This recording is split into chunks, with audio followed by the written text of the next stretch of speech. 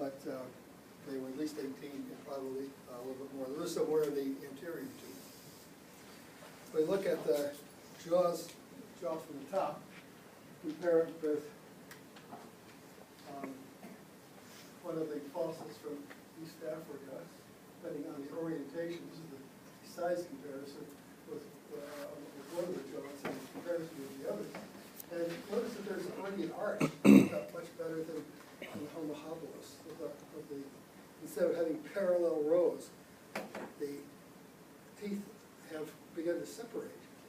Remember that little thing about the skull and skull base? And there's a gene that the mutation of the skull base is released so that the skull base isn't constricted. That's already happened here. The jaw is already out. Okay, let's reconstruct the face. And it's faces that are reconstructed on fossils sort of reflect the ethnic group of the person doing it. It's like pictures of Jesus. If you go to China, Jesus looks like a Chinese. If you go to Africa, Jesus looks like an African. If you go to Germany, Jesus looks like a German. So we'll look at some of these anyway. So this is one thought of what these people look like. Get a better picture of that. This is a reconstruction of the female face. And this is how National Geographic thinks they look.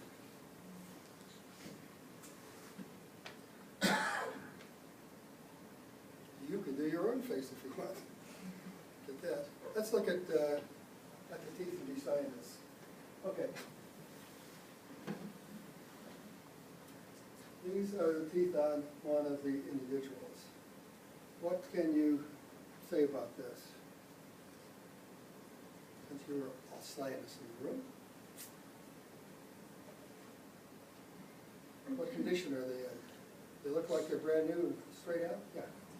So I know about Native American Indians is a lot of times their teeth are ground down because when they grind, the bits of stone can get into the meat, or the grain, and then it wears down their teeth. This kind of looks like that to me, so it might indicate stone can be used for one thing, but their teeth look a little bit, they're more flat, which means they probably weren't eating much meat, and they're a little bit more ground out. I have to look at the micro to see what exactly they were eating. Yeah. But they certainly were eating a lot of stuff, and this is an older individual, obviously. Mm-hmm. The teeth are worn down quite a bit. And way up top there, this is the buccal view, and this is the lingual view. The buccal is the outside, and the lingual is the tongue side. So these are worn down a lot. I don't know if there are any indications of specific activity. Sometimes if somebody does the same activity with their teeth a lot, like they'll draw sinew through their teeth, sometimes they build a groove into their teeth, and you can tell if there's some wear. We see that with Neanderthals, for instance. Let's look at the next one. What does this look like in terms of teeth? Any pathology there you see? Is that the root that you're looking at, or Pardon? is that the root of the tooth that you can see, or? That is the root. And what's this? Abscess? That's an abscess. Yeah, that's right. So this individual died with an abscess tooth. And what happens with an abscess is that the infection goes from the top of the tooth, we call it a cavity, goes down to the root, goes from the root into the nervous system, and produces an infection down here. A cavity is just an infection in the tooth. That infection is dealt with by the immune system by white blood cells attacking it. The white blood cells die eventually and become yellowish, and that's pus.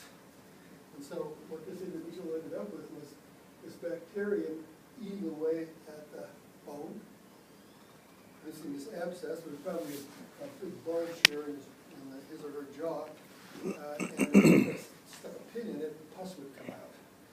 And it's probably not very good to have that, because it can kill you eventually if you don't watch out. But nevertheless, the individual is quite old and still lived. Now, I'm sorry we don't have better pictures here, but let's look at the lower jaw here. Everybody see that? How does it compare with one on top? It's edentulous, that's right, there are no teeth. There are a few teeth down at the front, and no teeth on the other side. So, if you're living in a hunting and gathering society, and you have no teeth, what can you eat? Something somebody else choose for you. Something that somebody else choose for you? Honey? This is maybe how I got that way anyway, he or she. Or soft stuff, brain, marrow. It's a little dangerous these days, but we used to be able to have, for instance, down one of the taquerias of the store, used to be able to get tacos de sesos, brain tacos. That's a food, very nutritious. Or you can eat marrow. Marrow is very nutritious. It has a lot of fat and a few other things depending on where the marrow comes from. But those are the things you can eat. But if you're that old and you're edentulous, what does that say about the society you live in? People are taking care of you? People are taking care of you. Exactly. People are taking care of you. Somebody took care of this individual so that they lived a very long time after losing teeth. When you lose your teeth, the bone starts to sink back until you get just the base of the base down here. But that person must have lived at least 4 or 5 or 6 years, or probably more, without teeth. So that person was taken care of for a very long time. And what does that say about social organization and other things? Well, old people know a lot of stuff. I say old people know know a lot of stuff. Yeah, we do, absolutely. We should take care of it. Yeah, we know a lot of stuff. We know where all the skeletons are buried, right? Absolutely. They have to keep us alive, they're going to kill us, they're going to be better. But yeah, sometimes it's wise to keep the old folks alive. And in any case, getting rid of them is a bad process, isn't it? I mean, killing Granny is just not too good. Yes? What does it say about communication between generations? That's another thing. That's another thing. Now, we already have in monkeys and apes kinship recognition,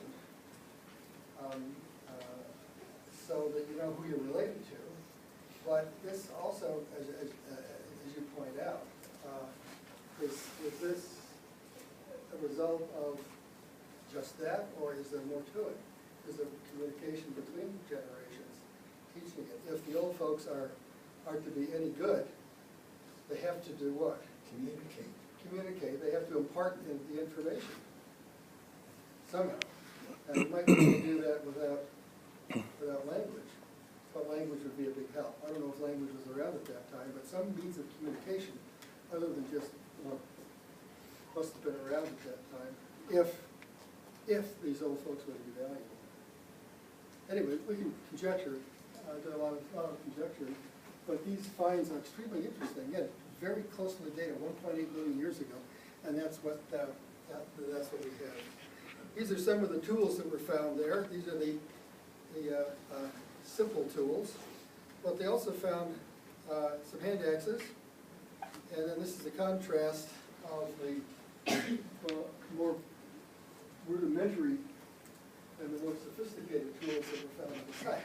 And that is a pretty sophisticated tool. But just like a rock with a few wax out, but I challenge you to duplicate it. It isn't easy. It isn't easy. Wear very thick leather gloves while you're doing it, or you're going to end up with a bloody mess in your hand. And you have to have a lot of strength for some of these stones. They are not easy to chip. Just chipping glass, for instance, into the correct shape is not very easy.